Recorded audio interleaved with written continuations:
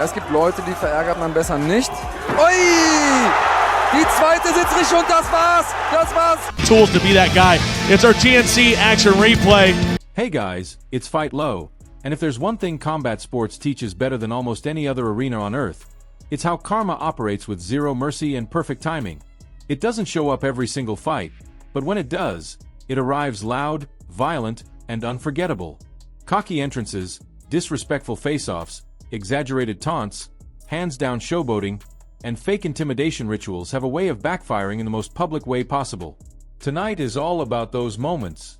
The ones where arrogance met reality and reality won by knockout, submission, or complete humiliation. One of the cleanest examples of instant karma came when Ben Guen squared off against the heavily tattooed Julian Wallace, a man who called himself the Jackal and acted like it. During the face-off, Wallace leaned in, stared too long, tried to impose fear before the cage door even closed. The problem was simple. Ben Guen wasn't intimidated. When the fight started, Guen walked forward, landed clean, and knocked Wallace out in just 25 seconds. No build-up, no drama. Just a hard reminder that intimidation without substance is an empty gesture. If there were an award for self-sabotage, Jason Solomon might have a lifetime achievement plaque. The Indian fighter entered his bout against Amit's Cho like he was filming a vlog instead of walking into a cage. Phone in hand. Earphones still on. Surrounded by an entourage feeding his ego. He strutted like a superstar, calling himself the Delhi Dawn, trying to intimidate his opponent before the bell. Once the fight began, that confidence lasted about as long as the first clean punch. Solomon was cracked hard, collapsed instantly, and lay stunned while his corner tried to reassure him. The truth was unavoidable. That wasn't bad luck. That was karma sprinting. Respect, or the lack of it, played a major role in the fight between Georgi Georgiev and Didier Nimby. Georgiev extended his hand before the fight, a traditional sign of sportsmanship. Nimby ignored it and charged forward aggressively, setting a hostile tone. Inside the cage, that attitude unraveled quickly. Georgiev remained composed, reversed takedowns, controlled the clinch, and dominated with pressure and precision. By the time the doctor stopped the fight due to damage, Nimby looked broken, both physically and mentally. The handshake he refused ended up being the least painful moment of the night. Few fighters embody the danger of premature greatness like Manel Kape in his fight against Kyoji Horiguchi. Kape promised a quick finish, taunted relentlessly, and charged forward with supreme confidence. Horiguchi stayed calm, smiled, waited, then punished every mistake. Kape was dropped multiple times, busted up, and eventually submitted after being outmaneuvered at every stage. The 4-minute prophecy collapsed into a long, painful lesson in humility. Trying to cosplay another fighter's persona is one of the fastest ways to invite disaster. Maurice Adorf learned that the hard way when he tried to channel Conor McGregor's antics against Alexander Venz. The trash talk, the relaxed demeanor, the imaginary superstardom all evaporated once the fight began. One knockdown, then another, then a brutal knockout. Venz stood over him, shouted his message, then calmly helped him up. It was the perfect contrast between false bravado and real control. Theodoros Ginting made the classic mistake of assuming early success meant permanent dominance.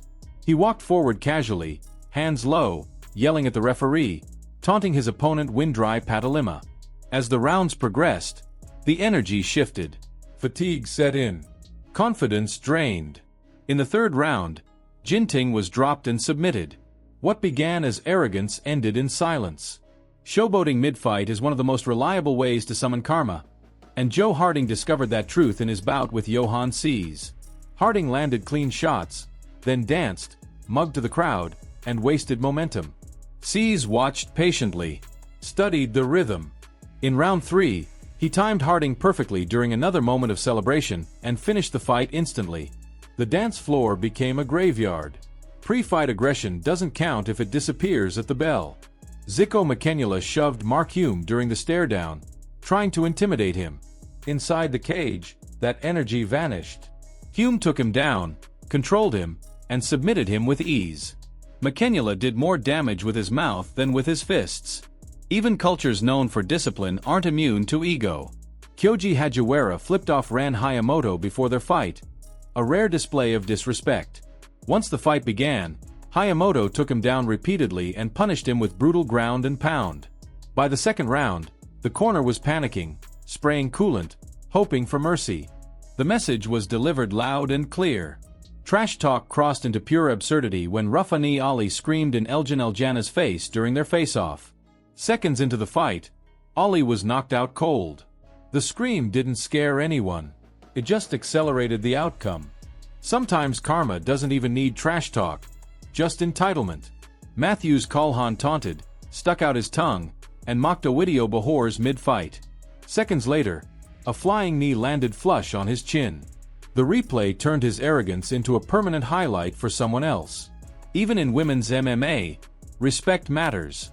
Karolina Vosik stepped aggressively into Kian Lisma's space before their fight. Inside the cage, Lismas dominated with cleaner striking, sharper counters, and superior control across 3 rounds, earning a clear decision and leaving Karolina visibly humbled. The pattern repeated again and again. Ego before execution. Noise before substance. And every time, karma showed up with gloves on. And that's the lesson. In combat sports, confidence is earned, not performed. Respect doesn't make you weak. And arrogance is often the fastest route to embarrassment. If you enjoyed this breakdown of fighters learning that lesson the hard way, make sure to subscribe to the channel, drop a like, and tell us in the comments which moment of instant karma hit the hardest. Stay sharp, stay humble, and we'll see you in the next one.